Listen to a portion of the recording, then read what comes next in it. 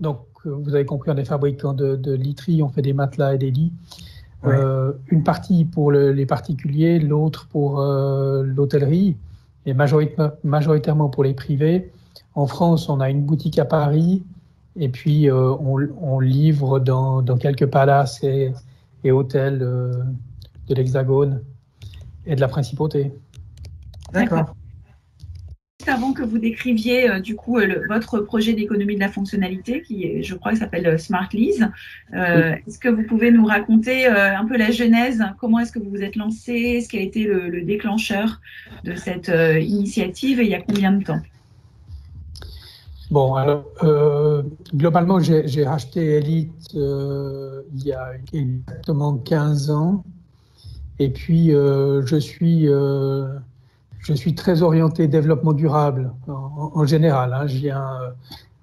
Alors, j'ai fait 25 ans dans l'automobile, qui n'est pas un exemple de durabilité, mais disons, je suis plutôt issu du monde agricole, donc je suis assez proche de la terre et de l'environnement en général.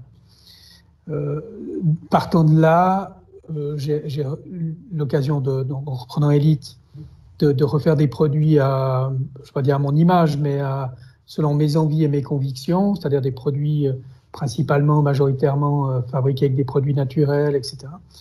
Et tout en gardant aussi notre fibre d'artisan, fabricant artisan. Et du coup, comme on livre à la fois pour les particuliers et pour les hôtels, à l'hôtellerie, je me suis vite heurté à la problématique du prix, parce que fabriquer des lits pour l'hôtellerie, selon ses critères et ses valeurs, plus les fabriquer en Suisse, c'est un vrai défi. C'est qu'il y a un moment donné où les hôteliers vous disent oui, c'est super, vos produits sont magnifiques, extraordinaires, mais globalement, vous êtes plus du double des autres. Donc à ce moment-là, se pose la question de savoir si on doit délocaliser notre production dans les pays de l'Est ou voire ailleurs pour baisser leur coût de production ou les produire d'une autre manière. Et puis, ben, comme ça ne me correspondait pas, j'ai cherché une idée pour quand même que les hôteliers puissent en guillemets s'offrir des lits élites. Parce qu'en même temps qu'ils nous disaient c'est cher, ils nous disaient on n'a pas le budget. Donc ils avaient un problème de financement pour une partie des hôteliers. Et je me suis dit, bah, tiens, il faut développer quelque chose où je leur finance les lits. Et comme l'hôtellerie aime bien variabiliser les frais fixes, je me suis dit, il faudrait pouvoir leur financer ça selon où ils payent en fonction de l'occupation, en fait. De leur louer un lit de qualité sur le mode de l'utilisation paraissait assez évident.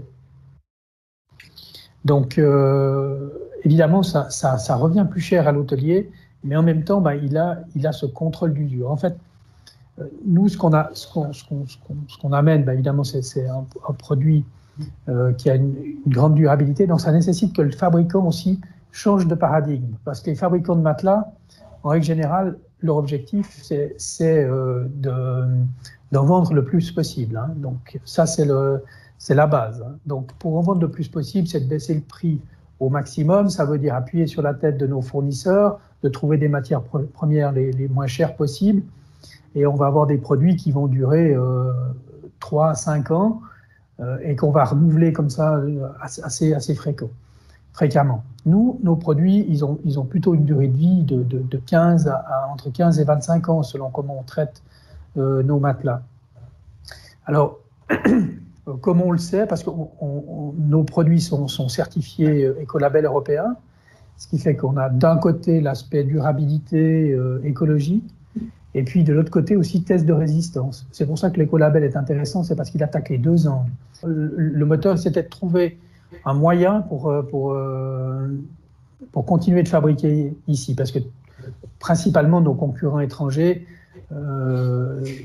sont principalement européens pour une partie, fabriquent dans les pays de l'Est des produits à bas coût. Donc nous, on voulait vraiment conserver ce savoir-faire et puis pas pas sous-traiter à l'étranger juste par question de profit ou de pouvoir pénétrer un marché. Alors, l'idée, elle est sortie en 2009, fin 2009, quelque chose comme ça. Il m'a fallu à peu près 2 ans pour mettre au point la technologie, faire les tests et tout ça. Et on a équipé le premier hôtel fin 2011, début 2012. Et puis depuis, je dirais que 50% de notre secteur hôtellerie, des ventes de notre secteur hôtellerie, se font avec le Smart Lease. Donc ça nous a permis de doubler notre chiffre d'affaires du secteur hôtelier. Quand on parle d'industrie 4.0, quand on parle d'économie circulaire, d'économie de partage, etc., c'est un modèle qui est assez simple à comprendre. Hein. On met un capteur dans un matelas, on remonte les données, on facture à l'utilisation. Donc c'est un modèle qui est assez souvent repris dans les conférences sur les industries 4.0 et autres. Donc du coup, on parle d'élite, je ne vais pas dire aux 4 coins du monde, mais c'est pas rare d'avoir des gens qui parlent de nous en Allemagne, en Autriche, en France également, qui reprennent un peu ce modèle pour expliquer un peu comment fonctionne l'industrie 4.0. J'imagine que pour l'entreprise, c'est toute une économie nouvelle, en fait. Oui, alors évidemment, ça nous fait un parc de literie assez important, ça nous fait quelques millions en parc de literie qui sont immobilisés. Alors pour le financement, une partie avec nos fonds propres, je dirais, avec notre cash flow, et puis une partie en fonds étrangers, prêts bancaires. Les banquiers ont été assez sensibles sur ce modèle d'affaires.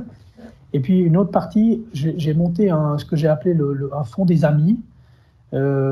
C'est un prêt convertible, mais pas en capital action. En Suisse, on a différents niveaux. On a capital de participation. Donc ça ressemble à du capital, mais il n'y a pas de droit de vote, il n'y a que des droits, il n'y a pas de droits sociaux. D'accord. Une question qui était plutôt pour les autres participants de Domocité. Est-ce que vous auriez des conseils pour d'autres entreprises qui souhaitent se lancer en fait sur l'économie de la fonctionnalité? Ça serait quoi vos conseils? Alors surtout, il faut pas forcément regarder ce qui se fait dans sa propre industrie.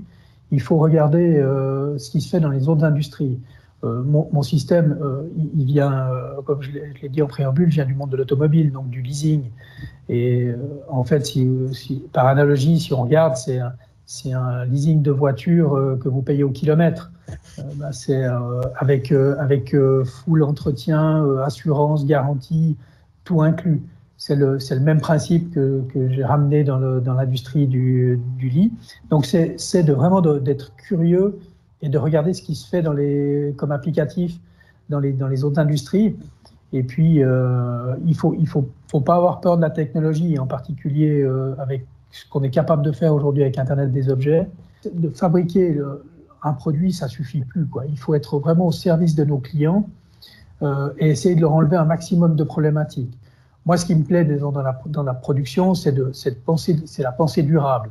Et de fabriquer un produit pour lequel on est fier et qui va durer dans le temps avec des produits nobles, des matières naturelles qui sont sourcées le plus proche possible. Enfin, moi, c'est ça qui me passionne à la base. Hein, voilà. Merci beaucoup.